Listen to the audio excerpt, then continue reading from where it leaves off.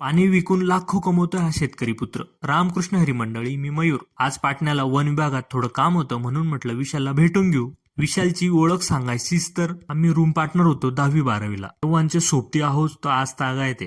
गाव शिवचे असल्याने येणं जाणं चालूच असतं. तसंच त्याची स्वतःची पाणी बॉटल बनवण्याची कंपनी त्याच्याच शेतात. आलोच तर बघून घ्या कशी पाणी बॉटल बनते. हा प्लांट त्याचा सेमी ऑटोमॅटिक आहे, त्यामुळे त्या कंपनीत 15 ते 20 लोकांचं प्रत्यक्ष अप्रत्यक्षरित्या कुटुंब चालतं. ही समाधानाची गोष्ट आहे. विशालला म्हटलं यंदाचा टर्नओव्हर किती झाला रे? तर तो म्हणे 3 कोटीच्या आसपास झाला असेल म्हणे. हे ऐकून अभिमान वाटला. आपला मित्र पुढे जातोय. अनुप दादा पण आले होते, त्यांना भेटलो. मग आम्ही निघालो पाटण्यादेवीच्या विश्रामगृहाकडे. इथे 2 दिवस कार्यक्रम घ्यायचा आहे सेवा सहयोगाचा, त्यामुळे इथे विचारपूस करायला आलो होतो.